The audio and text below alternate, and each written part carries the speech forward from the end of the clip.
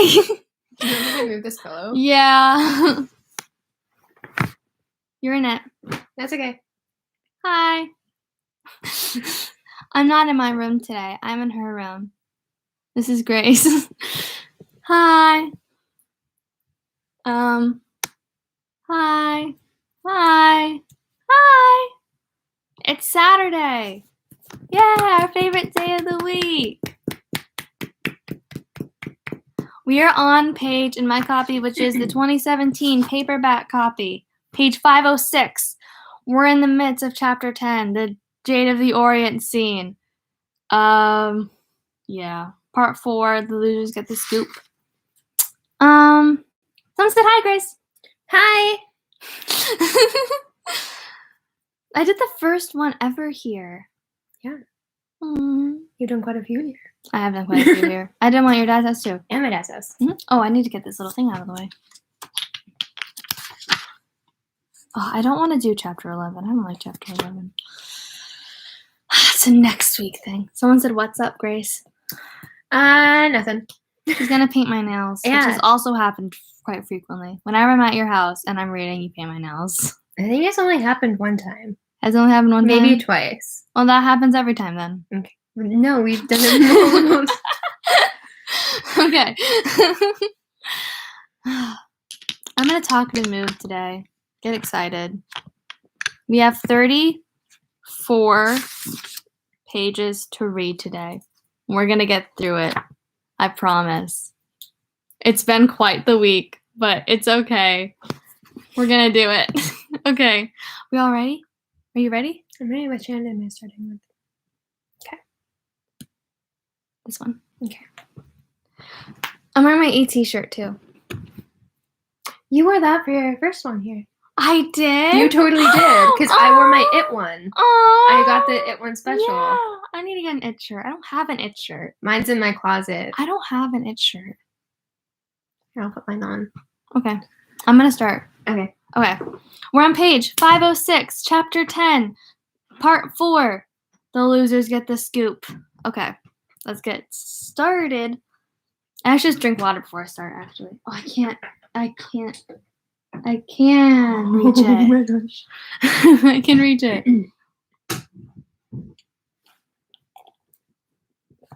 Okay. Could put it on the floor next to me and hand it to you. You could do that. Okay, ready? Set, go. The murders have started again, Mike said flatly. He looked up and down the table, and then his eyes fixed on Bill's. The first of the new murders, if you'll allow me that rather than grisly conceit, began on the Main Street Bridge and ended underneath it. The victim was a gay and rather childlike man named Adrian Mellon. He had a bad case of asthma. Eddie's hand stole out and touched the side of his aspirator. It happened last summer on July 21st, the last night of the Canal Days Festival, which is a kind of celebration, a dairy ritual, Bill said in a low voice. His long fingers were slowly massaging his temples, and it was not hard to guess he was thinking about his brother George. George, who had almost certainly opened the way the last time this had happened. A ritual, Mike said quietly. Yes. He told them the story of what happened to Adrian Mellon quickly, watching with no pleasure as their eyes got bigger and bigger. He told them what the news had reported and what it had not, the latter including the testimony of Don Haggerty and Christopher Unwin about a certain clown which had been under the bridge like the troll in the fabled story of yore, a clown which had looked like a cross between Ronald McDonald and Bozo, according to Haggerty. It was him, Ben said in a sick, hoarse voice. It was that fucker Pennywise. There's one other thing, Mike said, looking at Bill. One of the investigating officers, the one who actually pulled Adrian Mellon out of the canal, was a town cop named Harold Gardner. Oh, Jesus Christ, Bill said in a weak, teary voice. Bill? Beverly looked at him, then put a hand on his arm. Her voice was full of startled concern. Bill, what's wrong? Harold would have been about 5 then, Bill said. His stunned eyes searched Mike's for confirmation. Yes. What is it, Bill? Richie asked. Harold Gardner was the son of Dave Gardner, Bill said. Dave lived down the street from us back then when George was killed. He was one who got to my brother first and brought him up to the house, wrapped in a piece of quilt. They sat silently, saying nothing. Beverly put a hand briefly over her eyes. Oh, you need this hand now? Yeah. Okay. I need to turn the page. Yes, Phil said in a low voice. If it's all right. I'd kept tabs on the 6 of you over the years, as I said. Mike went on. But it wasn't until then that I began to understand just why I had been doing it. That had a real and concrete purpose. Still, I held off, waiting to see how things would develop.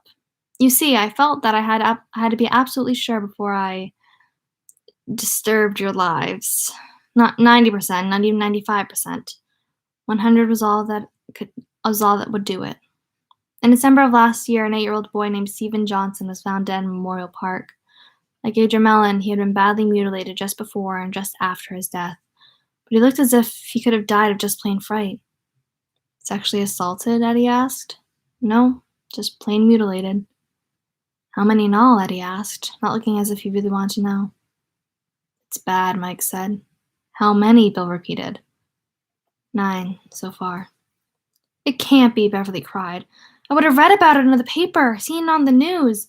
When that crazy cop killed all those women in Castle Rock, Maine, and those children that were murdered in Atlanta? Yes, that, Mike said. I've thought about that a lot. Huh, it's interesting. Sam lived in Atlanta. Not that he killed the kids. I'm not saying that. But, like, he was around. You never know. Like, he was around that. Must have lived a blissful life.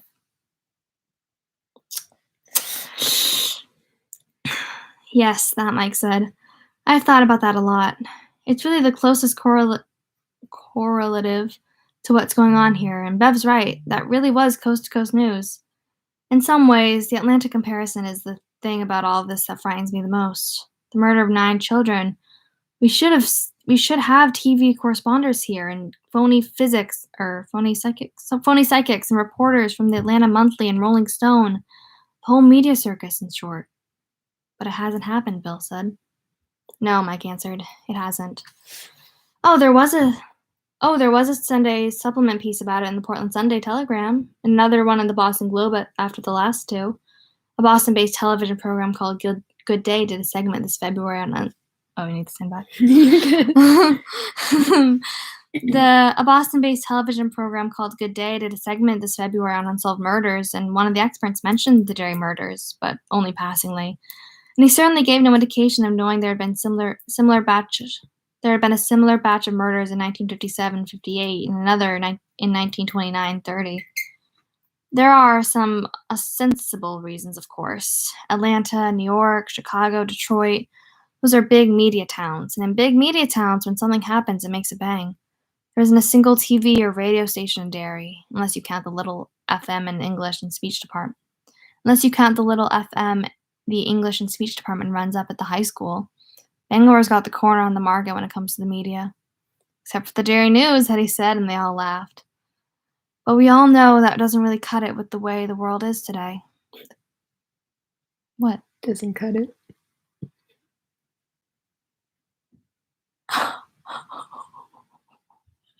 Ouch. Yay. Oh no. Well, we all know that doesn't really cut it with the way the world is today. The communication web is there, and at some point the story should just have broken nationally, but it didn't. And I think the reason is just this. It doesn't want it to. It doesn't want it to. It, Bill mused almost to himself. It, Mike agreed. If we have to call it something, it might as well be what we used to call it. I've begun to think, you see, that it has been here so long, whatever it is really, that it's become a part of Derry, something as part of the town as the Standpipe or the canal or Bassey Park or the library. Only it's not a matter of outward geography, you understand. Maybe that was true once, but now it's inside. Somehow it's gone inside. That's the only way I know to understand all the terrible things that have happened here. The nominally explicable as well as the utterly inexplicable. There was a fire at a nightclub called the Black Spot in 1930. Year before that, a bunch of half-bright Depression outlaws was gunned down on Canal Street in the middle of the afternoon. The Bradley gang, Bill said. The FBI got them, right? That's another thing. Like, Bangor history becomes Derry history. It's like, what is Bangor history anymore? Yeah. Because Bangor is still a big town. Whatever. It's fine. That's what the story is. That's what the history. No, blah, blah. The FBI got them, right? That's what history say, but that's not precisely true. So far, all. Hey, that was my finger. I got it. Charlie. That's what history say, but that's not precisely true. So far as I've been able to find out, and I've give a lot to believe that it wasn't so, because I love this town. The Bradley gang, all 7 of them. 7 of them! All 7 of them. Sorry. Were actually gunned down by the good citizens of Derry. I'll tell you about it sometime. There was the explosion at the Kitchener Ironworks during an Easter egg hunt in 1906. There was a horrible series of animal mutilations that same year that were finally traced down to Andrew Rulin, the granduncle of the man who now runs the Rulin Farms. He was apparently, I don't know that word, bludgeoned to death by 3 deputies who were supposed to bring him in. None of the deputies were ever brought to trial. Mike Hanlon produced a small notebook from an inner pocket and paged through it, without looking up. In 1877, there were 4 lynchings inside the incorporated town limits. One of those that climbed a rope was the lay preacher of the Methodist Church, who apparently drowned all 4 of his children in the bathtub as if they were kittens and then shot his wife in the head. Put the gun in her hand to make it look like suicide, but no one was fooled. A year before that, 4 loggers were found dead in a cabin downstream of the Kentuskeg, literally torn apart. Disappearances of children, of whole families are recorded in old diary extracts, but not any public document. It goes on, but perhaps you get the idea. I get the idea all right, Ben said. Something's going on here, but it's private. Mike closed his notebook, replaced it in his inner pocket, and looked at them soberly. If I were an insurance man instead of a librarian, I'd draw you a graph, maybe. Too bad Stan's not there. He drew them a graph. It would show an unusually high rate of every violent crime we know of, not excluding rape, incest, breaking and entering, auto theft, child abuse, spouse abuse, assault. There's a medium-sized city in Texas where the violent crime rate is far below what you'd expect for a city of its size and mixed racial makeup. The extraordinary placidity of the people who live there has been traced to something in the water, a natural trank of some kind. The exact opposite holds true here. Derry is a violent place to live in an ordinary year. But every 27 years, although the cycle has never been perfectly exact, that violence has escalated to a furious peak, and it has never been national news. You're saying there's a cancer at work here, Beverly says. Not at all. Oh, not at all. I said that the same exact way. Not at all. An untreated cancer invariably kills. Derry hasn't died. On the contrary, it has thrived. In an unspectacular, unnewsworthy way, of course.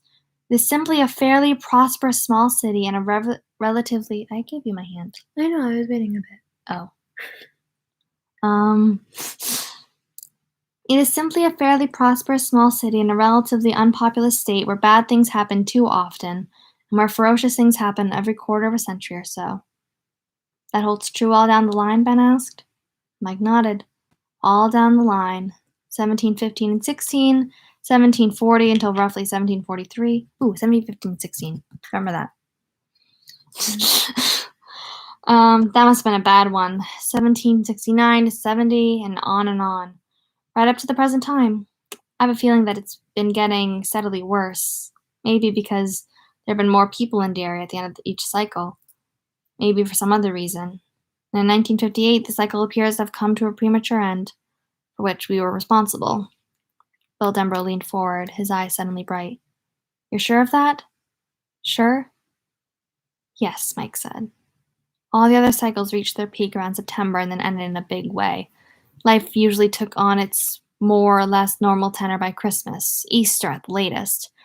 In other words, there were bad years of 14 to 20 months every 27 years. But the bad year that began when your brother was killed in October of 1957 ended quite abruptly in August of 1958. Why? Eddie asked urgently. His breath was thinned. Bill remembered that high whistle as Eddie inhaled breath, and he knew that he would soon be totting on that old lung sucker. What did we do? The question hung there. Mike seemed to regard it, and at last he shook his head.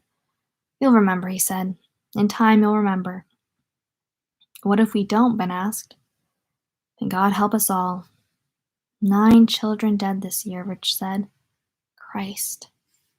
Lisa Albrecht and Stephen Johnson in late 1984, Mike said.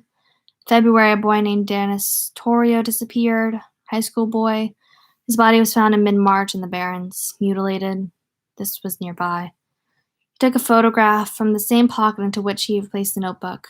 It made its way around the table. Beverly and Eddie looked at it, puzzled, but Richie Tozier reacted violently. He looked up, his eyes wide and shocked. A moment later, he passed the picture to Bill. Bill looked at it and felt the world swim into gray tones all around him. For a moment, he was sure he would pass out. He heard a groan and knew he had made that sound. He dropped the picture.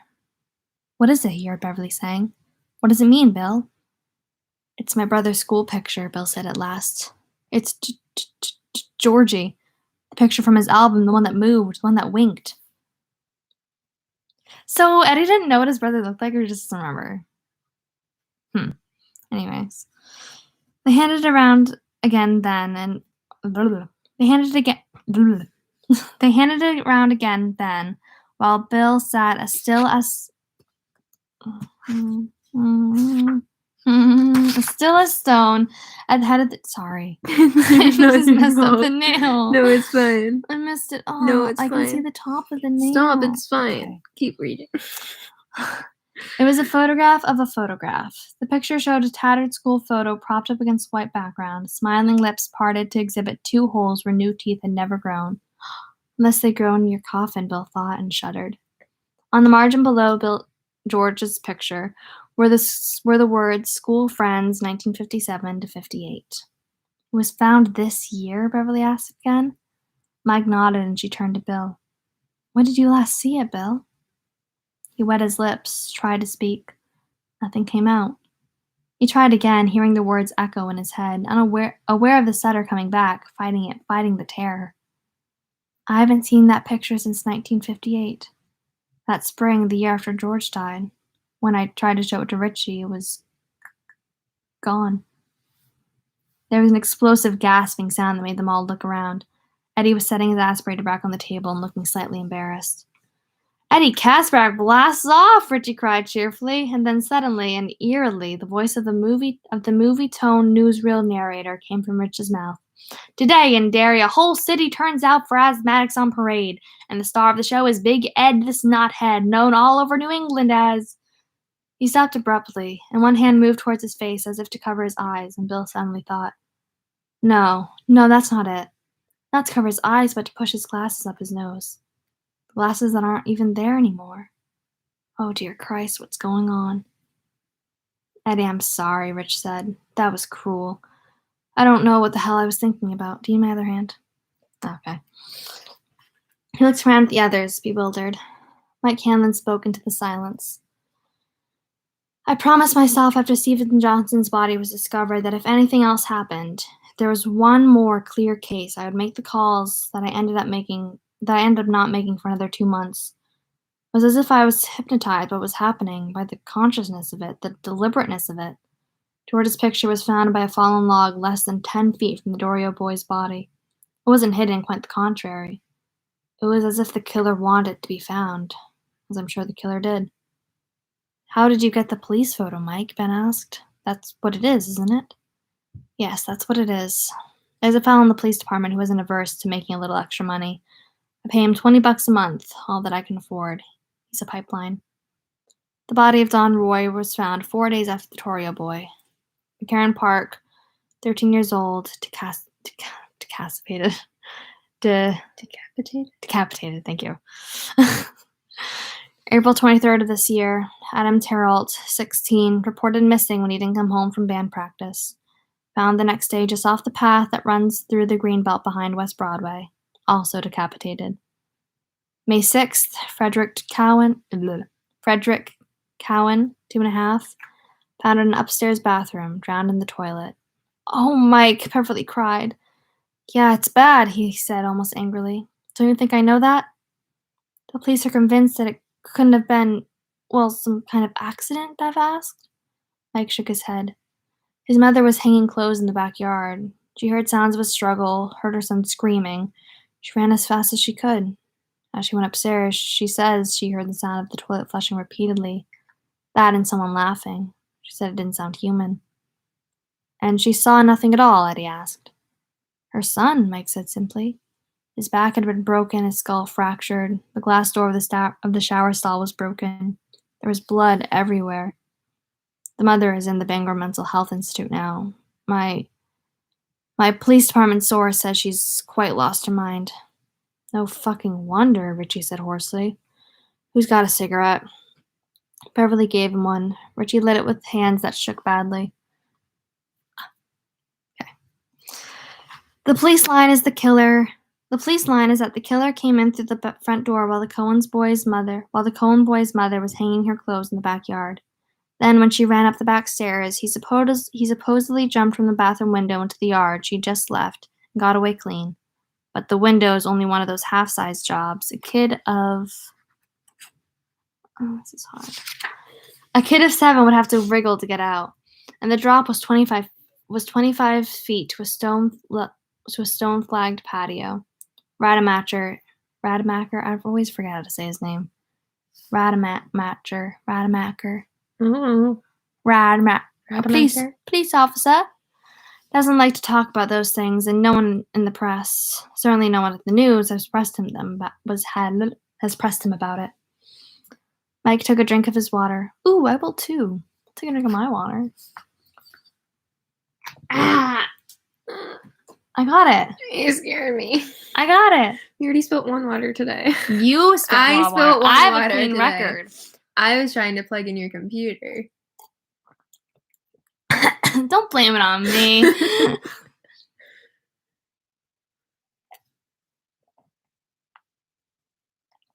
Putting it back. It's fine. I know it's fine. Look, it made it. It's safe. We're It's good. safe. Okay. And then passed another picture down the line. This was not a police photograph. It was another school picture. It showed a grinning boy who was maybe 13. He was dressed in his best for the school photo, and his hands were clean and folded neatly in his lap. But there was a devilish little glint in his eyes. He was black. Yep, okay. Jeffrey Hawley, Mike said. May 13th, a week after the Cohen boy was killed. Torn open. He was found in Bassey Park by the canal. 9 days after that, May 22nd, a 5th grader named John Fury was found dead out on Neibolt Street. Eddie uttered a high, quavering scream. He groped for his aspirator and knocked it off the table. It rolled down to Bill, who picked it up. Eddie's face had gone a sickish yellow color. His breath whistled coldly in his throat. Get him something to drink, Ben roared. Somebody get him! But Eddie was shaking his head. He triggered the aspirator down his throat. His chest heaved as he tore in a gulp of air. He triggered the aspirator again and sat back, eyes half closed, panting. I'll be all right, he gasped. Give me a minute, I'm with you. Eddie, are you sure? Beverly asked. Maybe you ought to lie down. I'll be all right, he repeated, querulously. I don't know what that word is. It was just the shock. The shock. I'd forgotten all about Neibolt Street. No one replied. No one had to. Bill thought, you believe your capacity had been reached, and then Mike produces another name and yet another, like a black magician with a hat full of malign tricks, and you're knocked on your ass again. It was too much to face all at once, this outpouring of inexplicable violence, somehow directly aimed at the 6 people here, as so George's photograph seemed to suggest. Both of John Fury's legs were gone, Mike continued softly, but the medical examiner says that happened after he died. His heart gave out. He seems to have quite literally died of fear. He was found by the postman who saw a hand sticking out from under the porch. Oh. It was 29, wasn't it? Rich said. And Bill looked at him quickly. Richie glanced back at him, nodded slightly, and then looked at Mike. Mike again.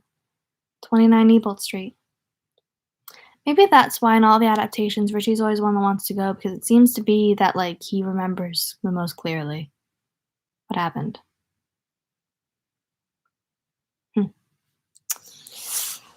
Oh, yes, Mike said in that same calm voice. It was number 29. He drank more water. I won't get more water. It's okay. Are you sure? I would, but You can get more water. No, it's okay. It's only been a page. I'm sure they'll drink water later. Are you really all right, Eddie? Eddie nodded, his breathing as he had eased. Rademacher made an arrest that day after Fury's body was discovered, Mike said. There was a front-page editorial in the news that same day, calling for his resignation, incidentally. After 8 murders, Ben said. Pretty radical of them, wouldn't you say? Beverly wants to know who had been arrested. A guy who lives in a little shack way out on Route 7, almost over the town line into Newport, Mike said. Kind of a hermit. Burns scrap wood in his stove, roofed the place with scavenged shingles and hubcaps. Name of Harold Earl. Probably doesn't see $200 in cash money over the course of a year. Someone driving by saw him standing out in his dooryard, just looking up at the sky on the day John Fury's body was discovered. His clothes were covered with blood. Then maybe, Rich began hopefully. He had 3 butchered deer in his shed, Mike said. He had been jacking over in Haven. Blood on his clothes was deer blood. Rademacher asked him if he killed John Fury, and Earl was supposed to have said, "Oh, yeah, I killed a lot of people. I shot most of them in the war." Yeah, but it's supposed to have said. He also said he'd seen things in the woods at night. Blue lights sometimes, floating just a few inches off the ground. Corpse lights, he called them. And Bigfoot. They sent him up to the Bangor Mental Health According to the medical report, his liver's almost entirely gone. He's been drinking paint thinner. Oh my God, Beverly said. And is prone to hallucinations. They've been holding on to him, and until 3 days ago, Rademacher was sticking to his idea that Earl was the most likely suspect. He had 8 guys out there digging around his shack and looking for the missing heads, lampshades made out of human skin, God knows what. Mike paused, head lowered, and then went on. His voice was... Oh, I got it on my book. Sorry. Oh, I messed it up. I'll fix it. Oh, no, my book. Yeah. Oh, it's fixed. It's okay, guys. Don't worry. Which nail? My pinky. Your pinky? I know. Mike paused, head lowered, and then went on. His voice was slightly hoarse now. I'd held off, but when I saw this last one, I made the calls. I wish to God I made them sooner. Let's see, Ben said abruptly. The victim was another 5th grader, Mike said, a classmate of the Fury boy. He was found just off Kansas Street, near where Bill used to hide his bike when we were in the Barrens. His name was Jerry Bellwood. He was torn apart. What was left of him was found at the foot of a cement retaining wall that was put in along most of Kansas Street about 20 years ago to stop the soil erosion. The police photograph of the section of that wall where Bellwood was found was taken less than a half hour after the body was removed. Here. He passed the picture to Rich Tozier, who looked at it and passed it on to Beverly. She looked at it briefly, winced, and then passed it on to Eddie, who gazed at it long and raptly before handing it on to Ben. Ben passed it to Bill with barely a glance. Printing straggled its way across the concrete retaining wall. It said, "Come home, come home, come home." Bill looked up at Mike grimly. He had been bewildered and frightened. Now he felt the first stirrings of anger. He was glad. Angry was not such a great way to feel, but it was better than the shock, better than the miserable fear. Is that written in what I think it's written in? Yes, Mike said. Jerry Bellwood's blood.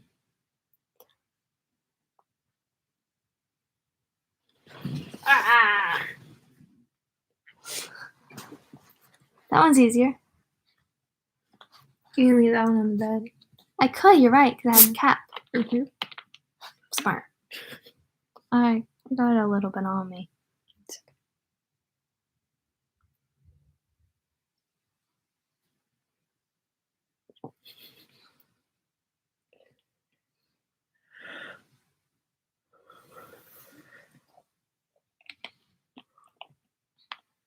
That was only 10 pages. I know.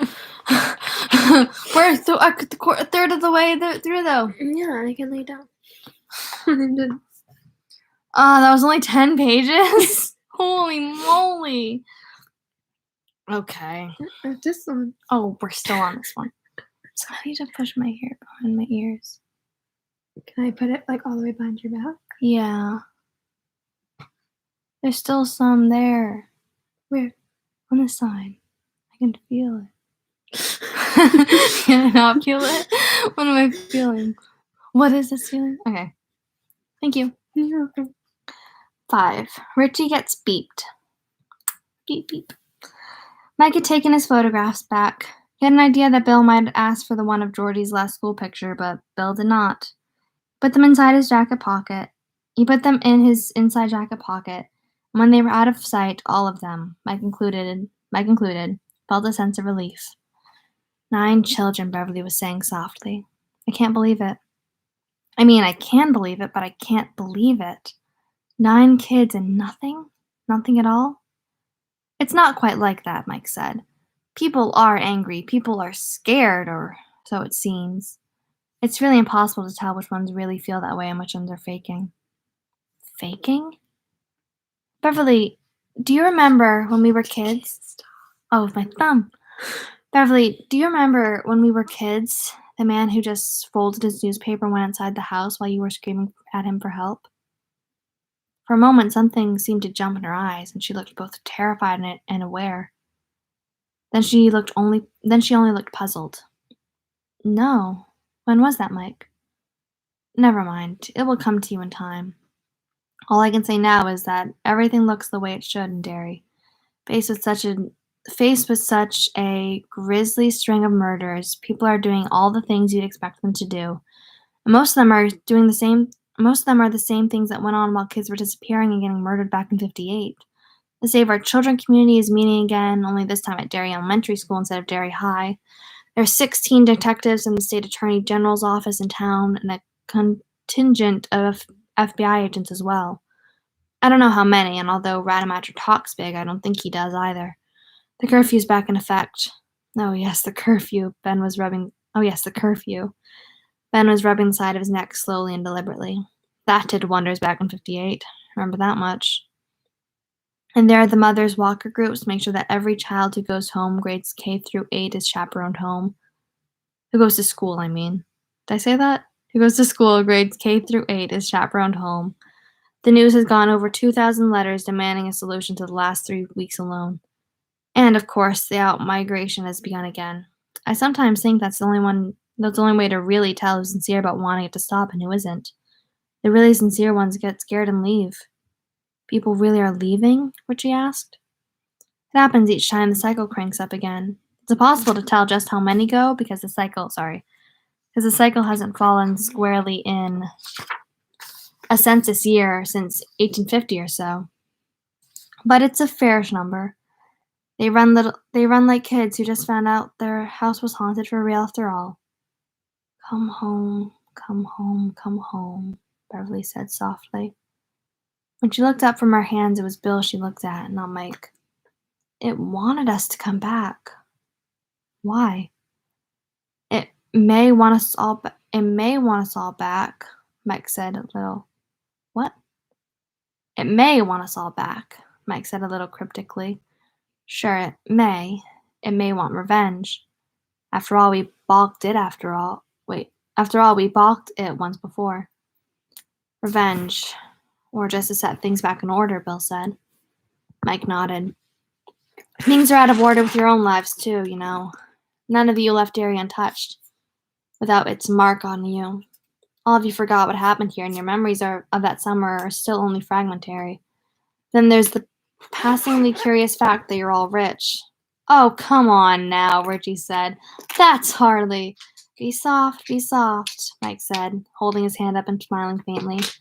I'm not accusing you of anything, just trying to get the facts out on the table. We're rich by the standards of a small-town librarian who makes just under 11 grand a year after taxes, okay? Richie shrugged the shoulders of his expensive suit uncomfortably. Ben appeared deeply absorbed in tearing small strips from the edge of his napkin. No one was looking directly at Mike except Bill. None of you are in the H.L. Hunt class, certainly, Mike said. But you all are What? But you are all well-to-do, even by the standards of the American upper middle class. We're all friends here, so fess up. If there's one of you who declared less than $19,000 on his or her 1984 tax return, raise your hand. They glanced around at each other, almost furtively, embarrassed, as Americans always seem to be by the raw fact of their own success, as if cash were hard-cooked eggs and affluence the farts that inevitably follow an overdose of same. What? Whatever. Bill felt hot blood in his cheeks and was helpless to stop its rise. He had paid $10,000 more than the sum Mike had mentioned just for doing the first draft of the Attic Room screenplay. Oh, oh no! He had been promised an additional $20,000 each for 2 rewrites if needed. Then there were royalties and the hefty advance on a tuba contract just signed. How much had he declared on his '84 tax return? Just about $800,000, right? Enough anyway to seem almost monstrous in light of Mike Hanlon's stated income of just under $11,000 a year. Oh no! So that's how much they pay you to keep the lighthouse, Mike, old kid, Bill thought. Jesus Christ, somewhere along the line you should have asked for a raise. Mike said, Bill Denbrough, a successful novelist in a society where there are only a few novelists and few are still lucky enough to be making a living from the craft. Beverly Rogan, who's in the rag trade, a field to which more are called but even fewer chosen. She is, in fact, the most sought-after designer in the middle third of the country right now. Oh, it's not me, Beverly said. She uttered a nervous little laugh and lit a fresh cigarette from the smoldering stub of the old one. It's Tom. Tom's the one. Without him, I'd be relining skirts and sewing up hems. Yeah, hems. It sounds weird when you say hems. I don't have any business sense after all. I don't have any business sense at all. Even Tom says so. It's just, Tom. And luck. She took a single deep drag from her cigarette and snuffed it. Methinks the lady doth protest too much, Richie said slyly. She turned quickly in her seat and gave him a hard look, her color high. Just what's that supposed to mean, Richie Tozier? Don't hit me, Miss Scarlet! Richie cried in a high, trembling, pickaninny voice. And in that moment, Bill could see with an eerie clarity the boy he had known. He was not just a superseded presence lurking under Rich Tozier's grown-up exterior, but a creature almost more real than the man himself. Don't hit me! Let me bring you another mint julep, Miss Scarlet. You's gonna drink it out on the porch where it's a little bit cooler. Don't whip this here, boy. You're impossible, Richie, Beverly said coldly. You ought to grow up. Richie looked at her, his grin fading into uncertainty. Until I came back here, he said. I thought I had. Rich, you may just be the most successful disc jockey in the United States, Mike said. You've certainly got LA in the palm of your hand. On top of that, there were 2 syndicated programs. One of them a straight top 40 countdown show, and the other one something called the Freaky 40. You better watch out, fool, Richie said in a gruff Mr. T voice. I know who Mr. T is. But he was blushing. I'll make your front and back change places. I'll give you brain surgery with my fist. Eddie, Mike went on, ignoring Richie. You got a healthy limousine service in a city where you just about have to elbow long black cars out of your way when you cross the street. 2 limo companies a week go smash the Big Apple, but you're doing fine. Then you're probably the most successful young architect in the world. Ben opened his mouth, probably to protest, and then closed it again abruptly.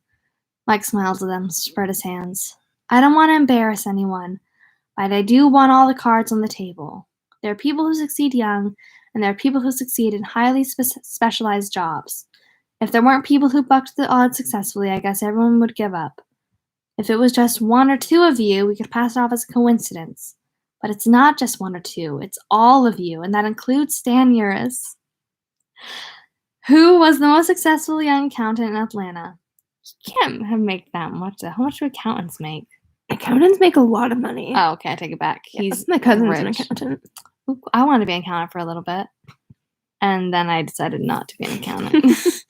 We did our tax unit in like 8th grade social studies, and I was like, I'm going to be an accountant. And that's not my plan anymore. You had backup. It's on the list of backups. Stan Uris, who was the most successful young accountant in Atlanta. Who was the most successful young accountant in Atlanta? Which means in the whole South. My conclusion is that your success stems from what happened here 27 years ago. If you had all been exposed to asbestos at that time and all developed lung cancer by now, that correlative would be no less clear or persuasive. Do any of you want to dispute it? He looked at them. No one answered.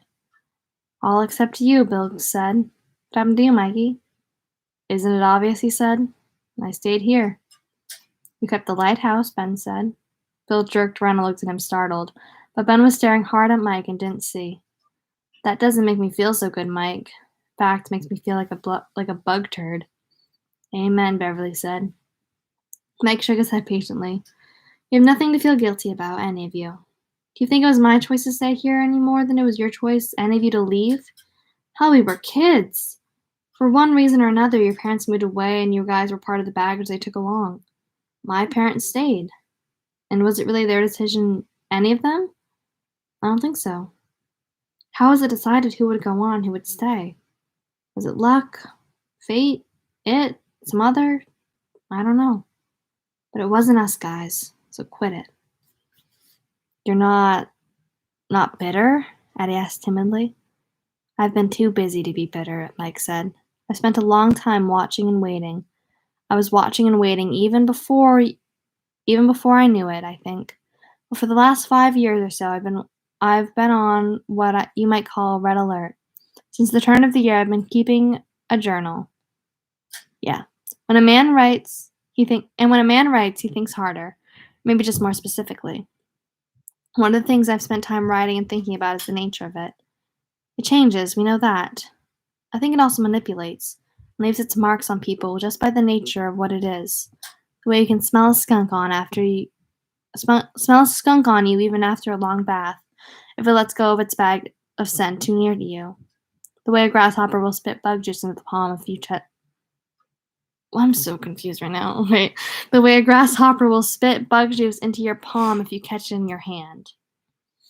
Mike slowly unbuttoned his shirt. Can I touch my nails? Probably. Okay. Mike slowly unbuttoned his shirt and spread it wide. They could all see the pinkish scrawls of scars across the smooth brown skin of his chest between the nipples. The way claws leave scars, he said. The werewolf, Richie almost moaned. Oh, Christ, Big Bill, the werewolf! What we went back to Newbold Street! The werewolf! What? Bill asked. He sounded like a man called out of a dream. What, Richie? Don't you remember? No? Do you? I almost do. Looking both confused and scared. Ooh, he doesn't put commas after ellipses. Gotta keep track of that. I always put commas after ellipses. I've been messing up. Looking both confused and scared, Richie subsided. Are you saying this thing isn't evil? Eddie asked Mike abruptly. He was staring at the scars as if hypnotized. That it's just some part of the natural order? It's no part of a natural order we understand or condone, Mike said, rebuttoning his shirt. I see no reason to operate on any other basis than the one we do understand. It's redundant. Oh. Sorry. That it kills children, and that's wrong. Bill understood that before any of us. Do you remember, Bill? Almost halfway there. You're doing good. I'm tired. I know. I remember that I wanted to kill it, Bill said. For the first time and ever after, he heard the pronoun gain pronoun status in his own voice. But I didn't have much of a world view on the subject, if you see what I mean. I just wanted to kill it because it killed George. And do you still? Bill considered this carefully. He looked down at his spread hands on the table and remembered George in his yellow slicker, his hood up, the paper boat with its thin glazed paraffin in one hand. Looked up at Mike. More than ever, he said. Mike nodded as if this was exactly what he expected. It left its mark on us. It worked its will on us, just as it worked its will on this whole town, day in and day out. Even during those long periods when it was asleep or hibernating or whatever it does between its more lively periods. Mike raised one finger. But if it worked its will on us, at some point, in some way, we also worked our will on it. We stopped it before it was done. I know we did. Did we weaken it? Hurt it? Did we in fact almost kill it? I think we did. I think we came so close to killing it that we went away thinking we had. But you don't remember that part either, do you? Ben asked. No. I can remember everything up until August 15th, 1958, with almost perfect clarity. But from then until September 4th or so, when school was called in again, everything is a total blank. It isn't murky or hazy, it's just completely gone. With one exception. I seem to remember Bill screaming about something called the deadlights. Bill's arms jerked convulsively. It struck one of his empty beer bottles, and the bottle shattered on the floor like a bomb. Did you cut yourself? Beverly asked. She had half risen. No, he said. His voice was harsh and dry. His arm had broken out in goose flesh. Seeing that his skull had somehow grown, he could feel the deadlights, it pressing out against the stretched skin of his face in steady, numbing throbs. I'll pick up the... No, just sit down. He wanted to look at her and couldn't. Couldn't take his eyes off of Mike. Do you remember the deadlights, Bill? Mike asked softly. No, he said. What? No, he said. His mouth felt the way it did when the dentist got a little too enthusiastic with the Novocaine. You will. I hope to God I won't. You will anyway, Mike said. But for now, no. Not me either. Do any of you? One by one, they shook their heads. But we did something, Mike said quietly. At some point, we were able to exercise some sort of group will. At some point, we achieved some special understanding, whether conscious or unconscious. He stirred restlessly. God, I wish Stan was here. I have a feeling that Stan, with his ordered mind, might have had some idea. Maybe he did, Beverly said. Maybe that's why he killed himself. Because he understood that if there was magic, it wouldn't work for grown-ups. I think it could, though, Mike said. Because there's one other thing we six have in common. I wonder if any of you realize what it is. It was Bill's turn to open his mouth and then shut it again. Go on. You know what it is. I can see it on your face. All 70 have that in common, by the way. I've read ahead. I miss Dan too. I wish I had my pop figure. Why didn't I bring him? I'm sorry. I miss him. I'll remind you next time. Thank you. I'm not sure I know, Bill replied. But I think we're all childless. Is that it? There was a moment of shocked silence. Yeah, Mike said. That's it. Jesus Christ almighty, Teddy spoke up indignantly. What in the world does that have to do with the price of beans in Peru? What gave you the idea that everyone in the world has to have kids? That's nuts. I'm going to take off my socks. Is that okay? Yeah. Okay. Can't promise my floor is great. Then Oh, I shouldn't have thrown that. You have a heater. Over there. That's fine. Do you and your wife have children? Mike asked. If you've been keeping track of all of us, Lee said, then you know damn well then you know goddamn well we don't. But I still say it doesn't mean a damn thing. Have you tried to have children? We don't use birth control, if that's what you mean. Eddie spoke with an oddly moving dignity, but his cheeks were flushed. It's just so happens that my wife is a little. Oh, hell, she's a lot overweight. We went to see a doctor and she told us my wife might never have kids if she doesn't lose some weight. Does that make us criminals? Take it easy, Eds, Richie soothed and leaned toward him. Don't call me Eds and don't you dare pinch my cheeks, he cried, rounding on Richie. You know I hate that. I always hated that. Richie recoiled, blinking. Oh. Beverly? Mike asked. What about you and Tom? No children, she said. Also, no birth control. Tom wants kids. And so do I, of course, she added hastily, glancing around at them quickly. Bill thought her eyes seemed overbright, almost the eyes of an actress giving a good performance. It just hasn't happened yet. Have you had those tests? Ben asked her. Oh, yes, of course, she said, and uttered a light laugh that was almost a titter. And one of those leaps of comprehension that sometimes came to people who are gifted with born curiosity and insight. Bill suddenly understood a great deal about Beverly and her husband Tom, alias the greatest man in the world. Beverly had gone to have fertility. Fertility. Fertility. Okay, yeah. Why is that such a weird word? Fertility. Sounds like virility. That's not a word. Virility? Virility is. Virility. There we go. Fertility, though. Fertility tests. His guess was that the greatest man in the world had refused to entertain even for a moment the notion that there might be something wrong with the sperm being manufactured in sacred sacks. I want to know how Stephen King actually talks. Oh. What about you and your wife, Big Bill? Rich asked. Been trying? They all looked at him curiously, because his wife was someone they knew.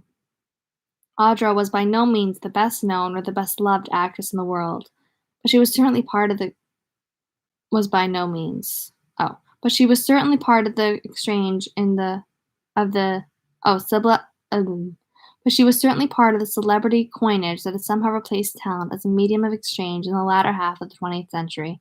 There had been a picture of her in People magazine when she cut her hair short, and during a particularly boring stretch in New York, the play she had been planning to do off-Broadway fell through. She had done a week-long stint in Hollywood squares over her agent's strenuous objections. She was a stranger whose lovely face was known to them. He thought Beverly looked particularly curious. We've been trying off and on for the last 6 years, Bill said. For the last 8 months or so it's been off because of the movie we were doing. Attic Room, it's called. You know, we run a little entertainment, Cindy, every day from 5:15 in the afternoon until 5:30. Oh, that's just 15 minutes. Okay, Reggie said. Skin Stars, it's called. They had a feature on that damn movie just last week. Husband and wife working happily together, kind of thing. They said both of your names, and I never made the connection. Funny, isn't it? Very, Bill said. Anyway, Audra said it would be just our luck if she caught pregnant while we were in pre-production. She had to do 10 weeks of strenuous acting and being morning sick at the same time. But we want kids, yes, and we've tried quite hard. Have fertility tests? Ben asked. 4 years ago, New York. The doctors discovered a very small benign tumor in Audra's womb, and they said it was the lucky thing because although it wouldn't have prevented her from getting pregnant, it might have caused a tubal pregnancy. She and I are both fertile, though. Eddie repeated stubbornly. Doesn't prove a goddamn thing. Suggestive, though, Ben murmured. No little accidents on your front, Ben? Bill asked. He was shocked and amused, finding that his mouth had very clearly called Ben Haystack instead. What? But it says Ben. I'm so confused. I've never been married. I've always been careful, and there have been no paternity suits, Ben said. Beyond that, I don't think there's any real way of telling. You want to hear a funny story? Richie asked. He was smiling, but there was no smile in his eyes. Sure, you were always good at the funny stuff, Richie. Your face and me own buttocks, boyo, Richie said in the Irish cop's voice. It was a great Irish cop's voice. You've improved out of all measure, Richie, Bill thought. As a kid, you couldn't do an Irish cop no matter how much you busted your brains. Except once or twice when the deadlights. Was that? Your face and me own buttocks. Just keep remembering that comparison, you fine bucko. My Irish cop voice isn't that good. I was working my Irish accent for a while, and I stopped. So. Ben Hanscom suddenly held his nose and cried in a high, quavering, boyish voice. Beep, beep, Richie, beep, beep, beep, beep. After a moment, laughing, Eddie held his own nose and joined in. Beverly did the same. All right, Richie cried, laughing himself. All right, I give up. Christ's sake. Oh, man, Eddie said. He collapsed back on his chair, laughing so hard he was almost crying. We got you that time, trash mouth. Way to go, Ben. Can you tell a story or not? Ben was smiling, but he looked a little bewildered. Beep, beep, Bev said and giggled. I forgot all about that. We always used to beep you, Richie. You guys never appreciated true talent, that's all, Richie said comfortably. As in the old days, you could knock him off balance, but he was like one of those inflatable Joe Polka dolls with sand in the base. Floated upright again, almost at once. That was one of your little contributions to Loser Club, wasn't it, Haystack? Oh, so Ben came up with it. Don't have a pencil.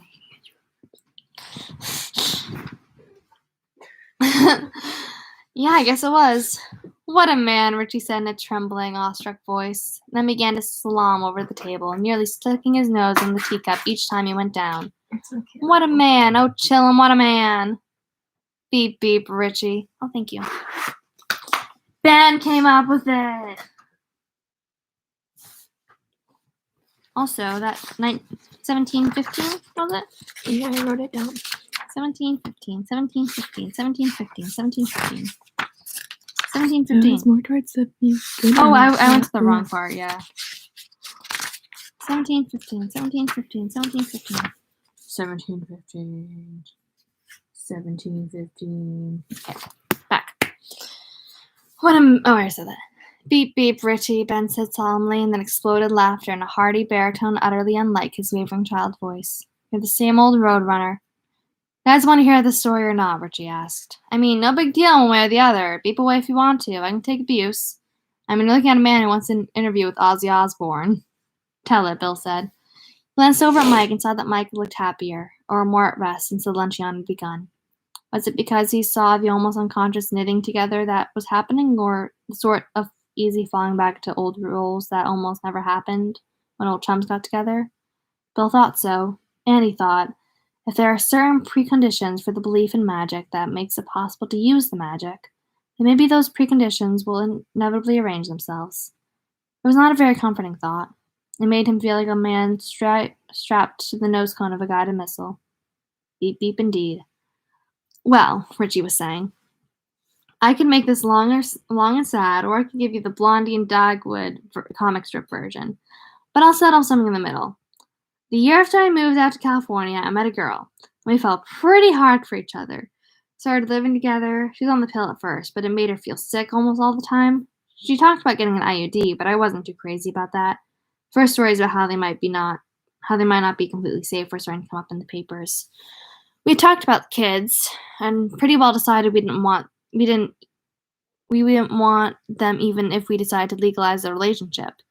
Irresponsible to bring kids into such a shitty, dangerous, overpopulated world, and blah, blah, blah, babble, babble, babble. Let's go out and put a bomb in the men's room of Bank of America, and then come back to the crash pod and smoke some dope and talk about the difference between Moaism and Trotskyism. Moaism and Trotskyism, if you see what I mean. Trotskyism? Trotskyism, if you know what I mean. Or maybe I'm being too hard on both of us. Shit, we were young and responsibly idealistic. The upshot was that I got my wires cut, and the Beverly Hills crowd puts it with their unfailing vulgar chic. The operation went on with no problem, and I had no adverse after effects. There can be, you know. I had a friend whose balls swelled up to roughly the size of tires on a 1959 Cadillac. 1959. I was going to give him a pair of suspenders and a couple of barrels for his birthday, sort of a designer trust, but they went down before then. I'll put with your customary tact and dignity, Bill remarked, and Beverly began to laugh again. Richie offered a large, sincere smile. Thank you, Bill, for those words of support. The word fuck was used 206 times in your last book. I counted. Beep, beep, trash mouth, Bill said solemnly, and they all laughed. Bill found it nearly impossible to believe they had been talking about dead children less than 10 minutes ago. Press onward, Richie, Ben said. The hour groweth late. Sandy and I lived together for 2.5 years, Richie went on. Came really close to getting married twice. As things turned out, I guess we saved ourselves a lot of heartache and a lot of community property bullshit by keeping it simple. She got an offer to join a corporate law firm in Washington around the same time I got an offer to come to CLAD as a weekend jock. Not much, but a foot in the door. She told me it was her big chance and I had to be the most insensitive male chauvinist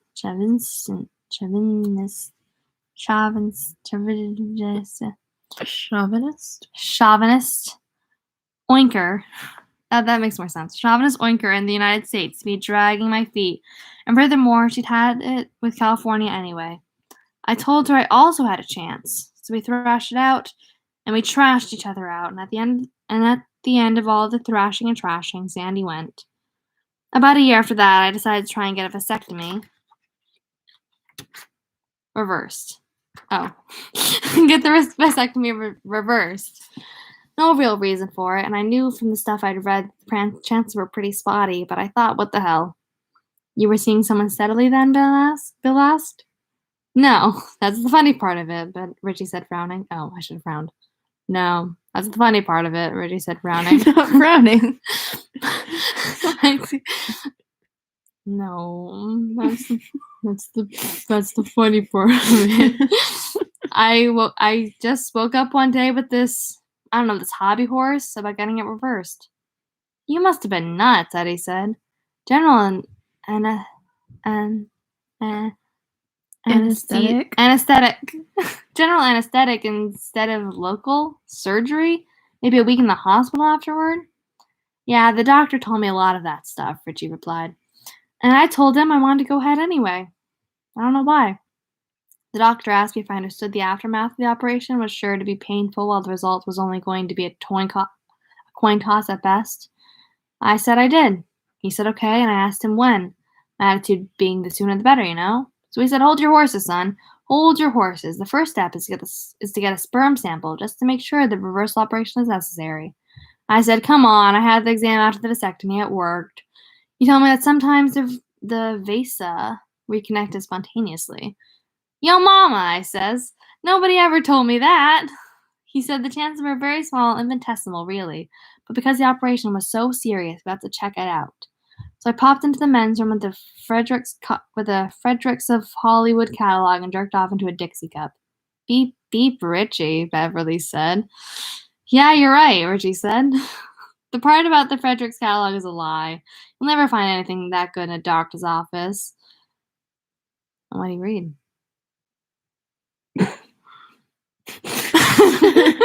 Maybe you didn't have to. Anyway, the doc called me 3 days later and asked me which I wanted first, the good news or the bad news. Give me the good news first, I said. The good news is the operation won't be necessary, he said. The bad news is that anybody you've been to bed with over the last 2 or 3 years could have hit you with a paternity suit pretty much at will. Are you saying what I think you're saying? I asked him. I'm telling you, if you aren't shooting blanks and haven't been for quite a while now, he said. Millions of little wigglies in your sperm sample. Your days of going gaily and bareback with no questions have temporarily come to an end, Richard. I thanked him and hung up. Then I called Sandy in Washington. Rich, he says to me. And Richie's voice suddenly became the voice of the Sandy whom none of them had ever met. It was not an imitation or even a likeness exactly. It was more like an auditory painting. It's great to hear from you. I got married. Yeah, that's great, I said. You should have let me know. I would have sent you a blender. She goes, same old Richie, always full of gags. So I said, sure, same old Richie, always full of gags. By the way, Sandy, you didn't happen to have a kid or anything after you left LA, did you? Or maybe an unscheduled D&C or something? Am I talking too loud? No, that's you were shushing Sam. Well, no, but am I talking too loud? No, you're not talking too loud. Okay. That gag isn't so funny, Richie.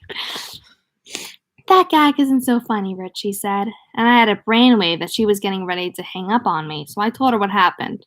She started laughing, only this time it was real hard. She was laughing the same way I used to laugh when with you guys, like somebody had told her the world's biggest belly buster. So when she finally started slowing down, I asked her what in God's name is funny.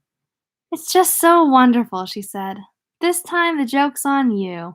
After all these years, the joke is finally on record's Tozier. How many bastards have you served since I came east, Rich? I take it that means you still haven't experienced the joys of motherhood, I asked her. I'm due in July, she said. Were there any more questions? Jesus, Sandy. Yeah, I go. When did you change your mind about the immorality of bringing children to such a shitty world?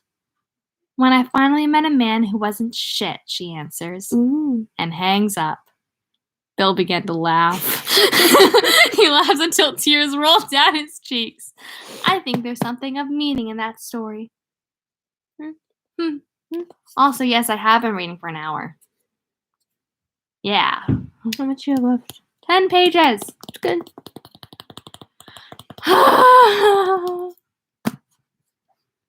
Drink break. I'm tired. I'm tired. You know, I've been tired since 8:30. That's okay. I've been tired since before 8:30. I've been tired since 8:30 a.m. Yeah, I wasn't awake at 8:30. I've been tired since 7:30 a.m. Yeah. Since 7. I woke up at 7. I just didn't get out of bed until 7:45, and then I left my house at 8.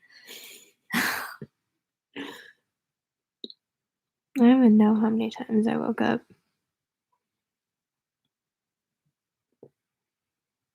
I know I woke up at 3 the other day. Yeah, it was fun. Yeah. I watched a 2-hour YouTube video and didn't even know it.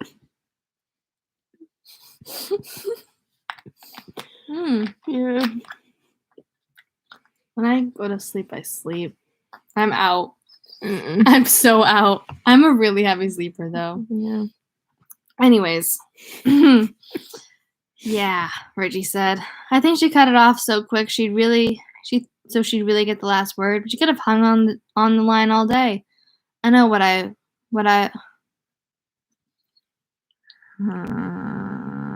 okay. I think she cut it off quick so she'd really get the last word, but she could have hung on the line all day.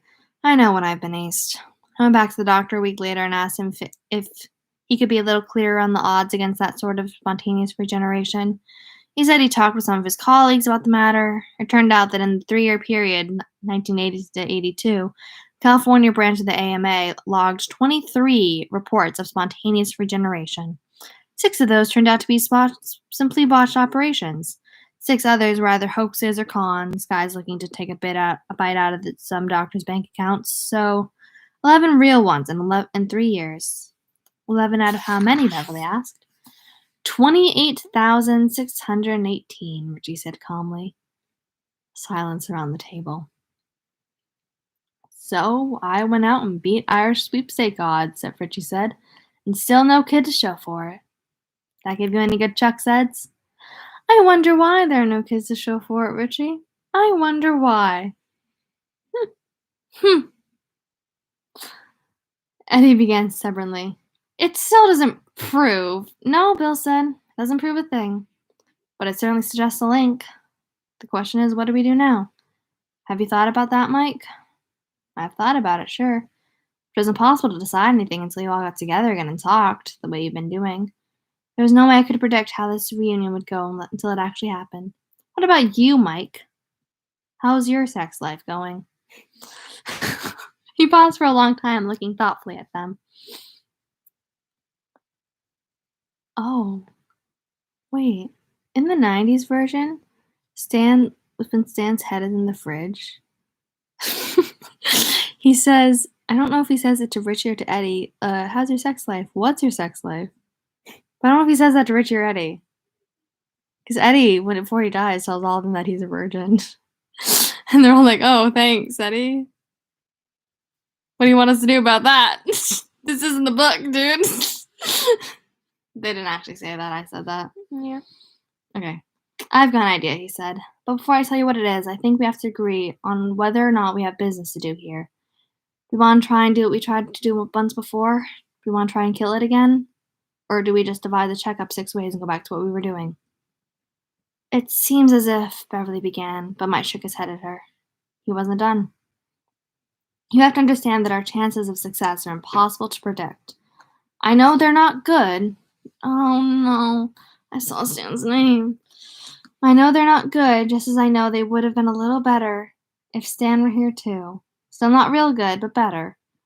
With Stan gone, the circle we made that day is broken. I don't really think we can destroy it or even send it away for a little while. As we one by one, no, as we did before, with a broken circle. I think it will kill us one by one, and probably in some extremely horrible ways. As children, we made a complete circle in some way I don't even understand now. I think that if we agree to go ahead, we'll have to try to form a smaller circle. I don't know if that can be done. I believe it might be possible to think we'd done it, only to discover when it was too late. Well, that it was too late. Mike regarded them again, eyes sunken and tired in his brown face. So I think we need to take a vote. Stay and try it again, or go home. Those are the choices. I got you here on the strength of an old promise I wasn't sure you'd remember. But I can't hold you here on the strength of that promise. The results of that would be worse and more of it. He looked at Bill, and in that moment Bill understood what was coming. He dreaded it, was hopeless to stop it, and then, with the same feeling of relief he imagined must come to a suicide when he takes his hands off the wheel of a speeding car and simply uses them to cover his eyes, he accepted it. Mike had gotten them here. Mike had laid it all out neatly for them, and now he was relinquishing the mantle of leadership. He intended that mantle to go back to the person who had worn it in 1958. What do you say, Big Bill? Call the question. Before I do, Bill said, does everyone understand the question? You're going to say something, Bev. She shook her head.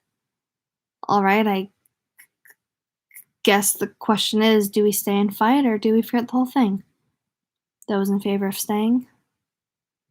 No one at the table moved at all for perhaps 5 seconds, and Bill was reminded of auctions he had attended where the price on an item suddenly soared into the stratosphere, and those who didn't want to bid anymore almost literally played statues.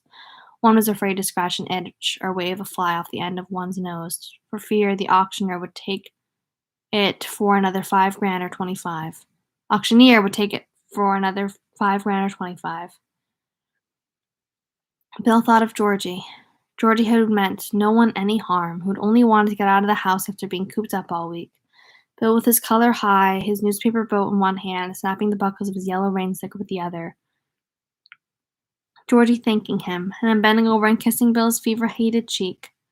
Thanks, Bill. It's a neat boat. He felt the old rage rise inside of him, but he was older now. His perspective was wider. It wasn't just Georgie now. A horrid slew of names marched through his head.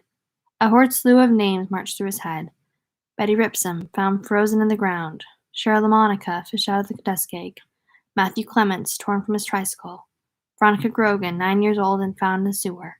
Stephen Johnson, Lisa Albright, all the others, and God knew how many of the missing. He raised his hand slowly and said, "Let's kill it. This time, let's really kill it." For a moment, his hand hung there alone, like the hand of the only kid in class who knows the right answer, the one all the other kids hate. Then Richie sighed, raised his own hand, and said, "What the hell? Can't be any worse than interviewing Ozzy Osbourne." Beverly raised her hand. Her color was back now, but in hectic flashes that flared along her cheekbones. She looked both tremendously excited and scared to death. Mike raised his hand, then raised his. Eddie Kasbach sat back in his chair, looking as if he wished he could actually melt into it and thus disappear. His face, thin and delicate-looking, was miserably afraid, and he looked first right and then left, then back to Bill. For a moment Bill felt sure Eddie was going to simply push back the chair, rise, and bolt from the room without looking back. Then he raised one hand in the air, and grasped his aspirator tightly in the other. "Way to go, Ed," Richie said. "We're really gonna have ourselves some chucks this time, I bet." "Beep, beep, Richie," Eddie said in a wavering voice.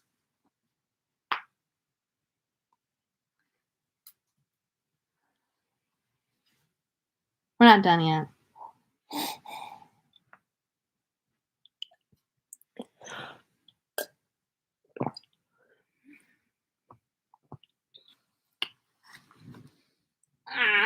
Okay. 6. The losers get dessert.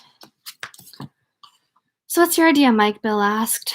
The mood had been broken by Rose, the hostess, who would... Ow, my hair! I'm so sorry. I didn't realize it was on it. It's okay. Rose, the hostess, who had come in... Rose the hat? Rose the hat? What's the hat? Rose the hat. From Dr. Sleep, Rose the hat. Oh. What if that's her? What if it's Rose the hat? It could be Rose the Hat. When Rose the hat, the hostess, who had come in with a dish of fortune cookies, she looked around at the 6 people who had their hands in the air with a carefully polite lack of curiosity. They lowered them hastily. No one said anything until Rose the hat was gone again. It doesn't say Rose the hat, it just says Rose. It's simple enough, Mike said, but it might be pretty damn dangerous, too. Spill it, Richie said.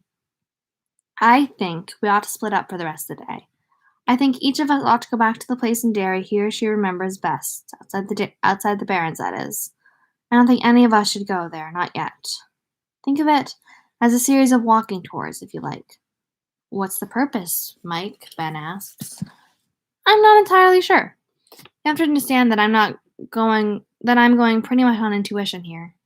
But this has got a good beat and you can dance to it, Richie said. The other smiles. Oh my God, we're so close. The other smiled. Mike did not. He nodded instead. That's as good a way of putting it as any. Going on intuition is like picking up a beat and dancing to it.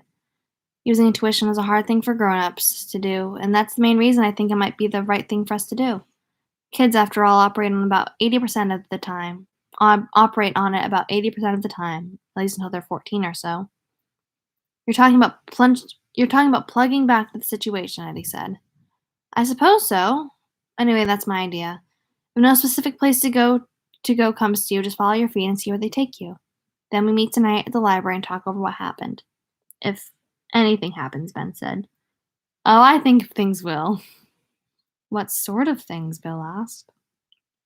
Mike shook his head. I have no idea. I think whatever happens is apt to be unpleasant. I think it's even possible that one of us may not turn up at the library tonight. No reason for thinking that, except the intuition thing again. So Mike did actually forget everything. He did. Okay. Oh, he did. He says that. Okay. He did forget everything. Yeah. Okay. Silence greeted this. Why alone? Beverly asked finally. If we're supposed to do this as a group, why do you want us to start alone, Mike? Especially if the risk really turns out to be as high as you think it might be. I think I can answer that, Bill said. Go ahead, Bill, Mike said. It started alone for each of us, Bill said to Beverly. I don't remember everything, not yet, but I sure remember that much. Picturing George's room that moved, Ben's mummy, the leopard that Eddie saw under the porch on Nebold Street, Mike finding the blood in the grass on the canal, near the canal in Bassey Park, and the bird. There was something about a bird, wasn't there, Mike? Mike nodded grimly. A big bird. but not as friendly as the one on Sesame Street. Richie cackled wildly. Derry's answer to James Brown gets off a good one. Oh, chillin'. Is we blessed or is we blessed? Beep, beep, Richie, Mike said, and Richie subsided. For you it was the voice in the pipe and the blood that came out of the drain, Bill said to Beverly. And for Richie... But here he paused, puzzled. I must be the exception that proves the rule, Big Bill, Richie said. The first time I came in contact with anything that summer that was weird, like really bigly weird, was in George's room, with you. When you and I went back to your house that day and looked at his photo album, the picture of Center Street by the canal started to move. Do you remember? Yes, Bill said, but are you sure there was nothing before that, Richie? Nothing at all. Something flickered in Richie's eyes. He said slowly, well, there was the day Henry and his friends chased me before the end of school, this was, and I got away from them in the toy department of freezes. Sure, freezes. A real store. I went up by city center and sat down on the park bench for a while, and I thought I saw, but that was just something I dreamed. What was it? Beverly asked. Nothing, Richie said almost brusquely. A dream, really. He looked at Mike. I don't mind taking a walk, though. It'll kill the afternoon. Use the old homestead. So we're agreed? Bill asked. They nodded. And we'll meet at the library tonight at... When do you suggest, Mike? 7 o'clock. Ring the bell if you're late. He calls it the lib. The lib closes at 7 on weekdays until summer vacation starts for the kids. 7 it is, Bill said, and let his eyes range soberly over them. And be careful. And you want to remember that none of us really knows what we're doing. Think of this as reconnaissance. If you see something, don't fight. Run. I'm a lover, not a fighter, Richie said in a dreamy Michael Jackson voice. Well, if we're willing to do it, we ought to get going, Ben said. A small smile pulled up the left corner of his mouth. He was more bitter than amused. Didn't Jackson Grazer make Eddie Kasbrak merch that said, I'm a lover, not a fighter? I think he did, because the cast says lover. Anyways, not important at all. A small smile pulled up the left corner of his mouth. It was more bitter than amused. Although I'll be damned if I could tell you right this minute where I'm going to go if the Barons are out. That was the best of it for me, going down there with you guys. His eyes moved to Beverly, held there for a moment, moved away. I can't think of any place else that means very much to me. Probably I'll just wander around for a couple of hours, looking at buildings, getting wet feet. I'll sit up too.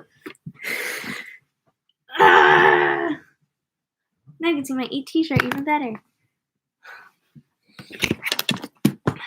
You'll find a place to go, Haystack, Richie said. Visit some of your old food stops and gas up. Ben laughed. My capacity's gone down a lot since I was 11. I'm so full you guys may just have to roll me out of here. Wait, I'm all set, Eddie said. Wait a sec, Beverly cried as they began to push back from their chairs. The fortune cookies, don't forget those. Yeah, Richie said. I can see mine now. You will soon be eaten up by a large monster. Have a nice day. They laughed, and Mike passed the little bowl of fortune cookies to Richie, who took one and then set it on the table. Bill noticed that no one opened his or her cookie until each had one. They sat with their little hat-shaped cookies either in front of them or held in their hands, and even as Beverly, still smiling, picked up hers, Bill felt a cry rising in his throat. No, don't do that. It's part of it. It's part of its back.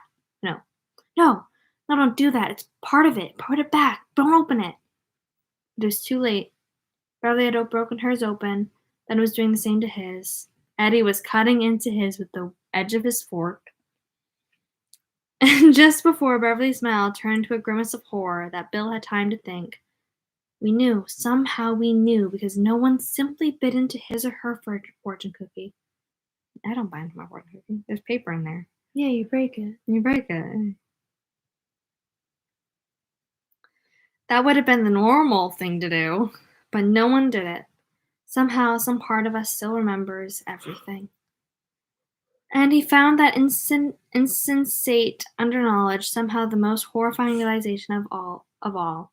It spoke more eloquently than Mike could have about how surely and deeply it had touched each of them, and how its touch was still upon them.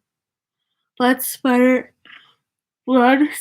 up from Beverly's fortune cookie as if from a slashed artery. It splashed across her hand and then gathered onto the white tapestry which covered the table, staining it a bright red that sank in and then spread out in grasping pink fingers. Eddie Kasbrak uttered a strangled cry and pushed himself away from the table, which had suddenly revolted confusion of arms and legs that his chair nearly tipped over. A huge bug, a chinless carapace of an ugly yellow-brown, was pushing its way out of his fortune cookie as if from a cocoon. Its obsidian eyes stared blindly forward, as if lurched onto Eddie's bread and butter plate. Cookie crumbs fell from its back in a little shower that Bill heard clearly, and which came back to haunt his dreams, and he slept for a while later that afternoon.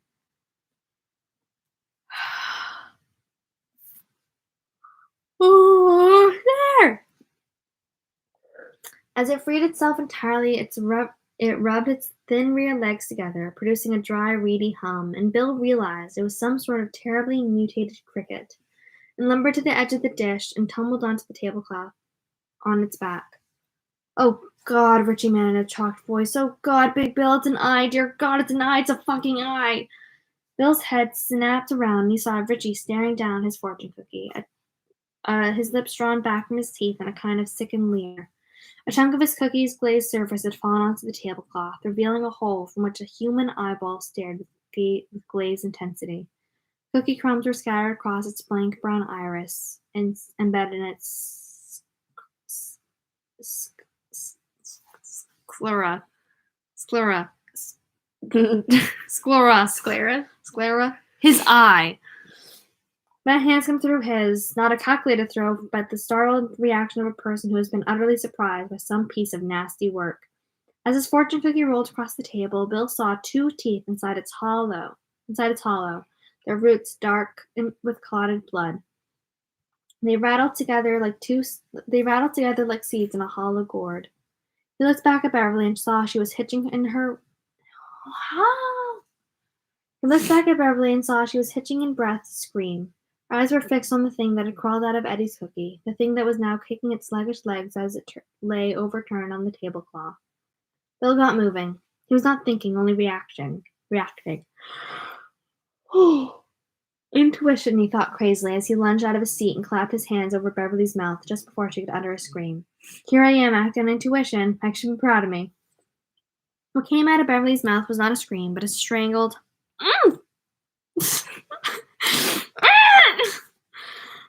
Eddie was making those whistling sounds that Bill remembered so well. No problem there. A good honk in the old lungsucker would set Eddie right. Right as a trivet, Freddie Firestone would have said, and Bill wondered, not for the first time, why a person had such weird thoughts at times like these. He glanced around fiercely at the others, and what came over was something else from that summer, something that sounded both impossibly archaic and exactly right. Dummy up, all of you. Not one sound, just dummy up. Richie wiped a hand across his mouth. Mike's complexion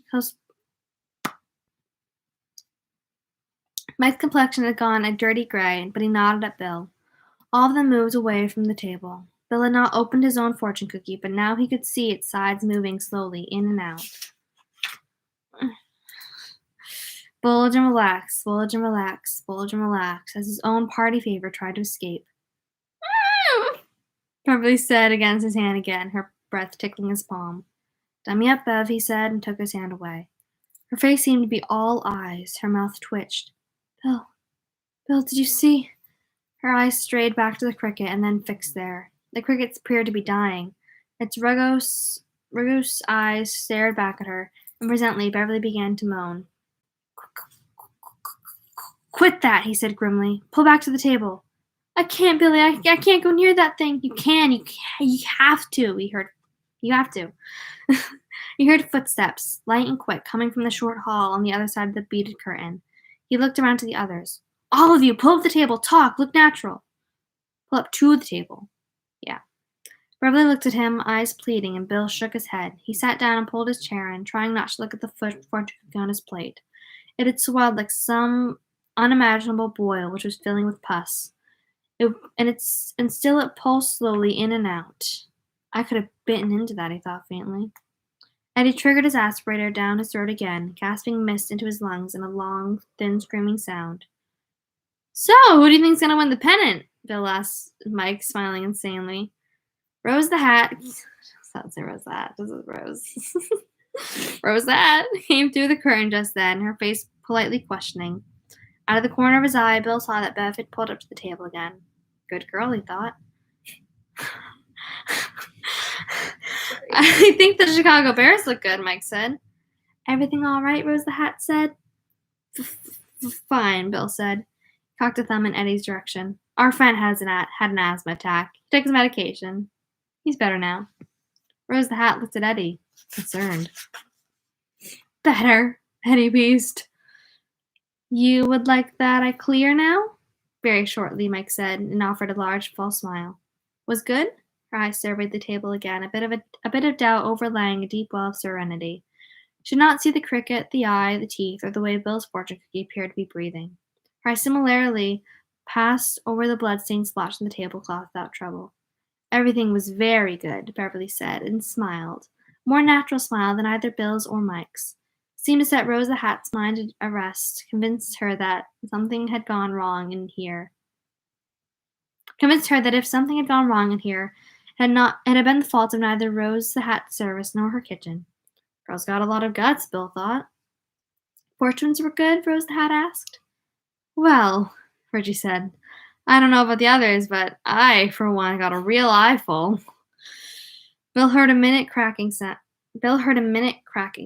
He looked down at his plate and saw a leg poking blindly out of his fortune cookie. It scraped at his plate. I could have bitten into that, he thought again, but held on to his smile. Very fine, he said. Richie was looking at Bill's plate. A great grayish-black fly was slowly birthing itself from the collapsing remains of his cookie. It buzzed weakly. Yellowish goo flowed sluggishly out of the cookie and puddled onto the tablecloth. There was a smell now, and the bland, thick smell of an infected wound. Well, if I can help you in no way at this moment, not right now, Ben said. Wonderful meal, most unusual. I'll leave you then, she said, and bowed through the beaded curtains. The beads were still swaying and clacking together when all of them pushed away from the table again. What is it? Ben asked huskily, looking at the thing on Bill's plate. A fly, Bill said. A mutant fly. Courtesy of a writer named George Langlahan, I think. He wrote a story called The Fly. A movie was made out of it, not a terribly good one, but the story scared the bejesus out of me. It's up to its old tricks again, all right. That fly business has been on my mind a lot lately. Because I've been planning on this novel, Road Bugs, I was thinking of calling it. You know, the title sounds pretty stupid, but you see. Excuse me, Beverly said distantly. I have to vomit, I think. She was gone before any of the men could rise. Bill shook out his napkin and threw it over the fly, which was the size of a baby sparrow. Nothing so large could have come from something as small as the Chinese fortune cookie, but it had.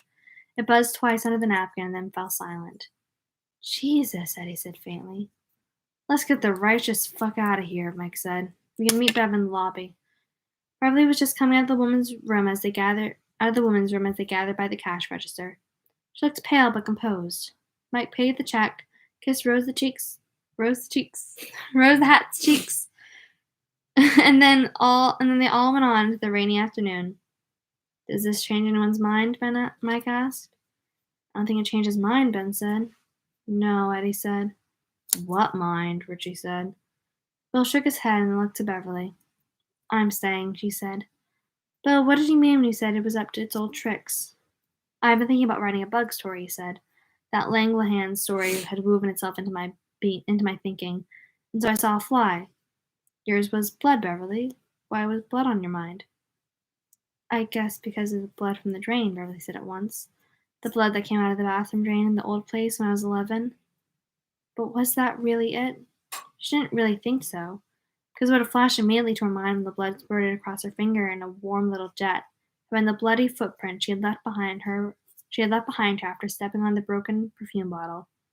Tom and Bevy, sometimes I worry a lot. Her father. You got a bug too, Bill said to Eddie. Why? Not just a bug, Eddie said. A cricket. There are crickets in our basement. $200,000 house and we can't get rid of crickets. They drive us crazy at night. A couple nights before Mike called, I had a really bad nightmare.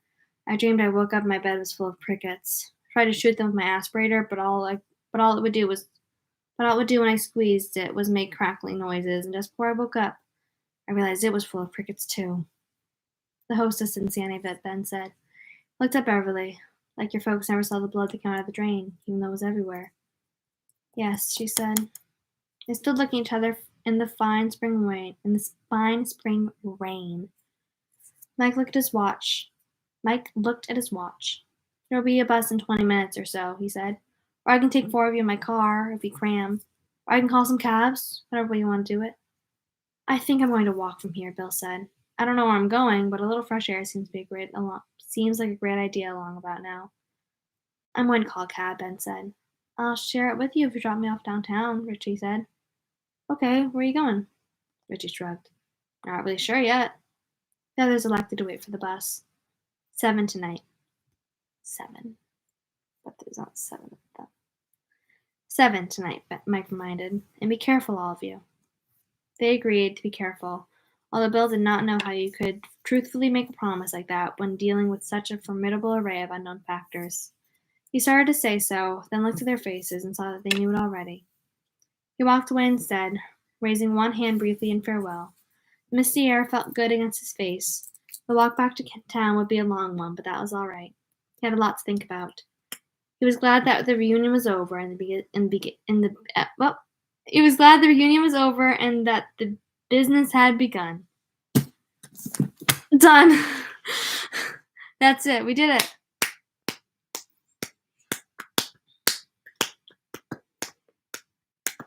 It's amazing that 35 pages takes me an hour and 35 minutes to read. Yeah. That's so much time. It's a lot of time. Oh my gosh, we're halfway through. Ish? Is halfway? No, it's not. Oh, it's halfway. We're not halfway through. I got really excited. Almost. Very close. There's 1158 pages. 1158. 1158 divided by 2. 579. Ooh, so we'll be halfway through it by the end of the next reading. And we're halfway through the school year, so we should be done by June.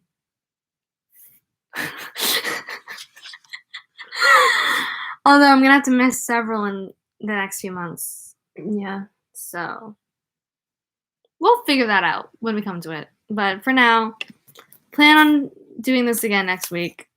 Next Saturday, 10 o'clock, we'll read part 1 of chapter 11. It'll take a while to read chapter 11. It's long.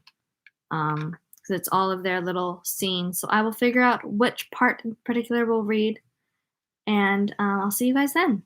I hope you have a great night if it's nighttime for you. It's nighttime for me. Hope you have a great time whenever you are watching this. I'll see you next week. Hope you're safe out there. Don't get eaten by any clowns. Don't bite into any fortune cookies. Don't know what's inside of there. And that's it. Anything you want to say? Bye. Sleep well. If you're sleeping. If you're sleeping. Eventually you'll sleep. Sleep well when you go to sleep. Yeah. Sleep at some point before I see you next. Okay. Bye.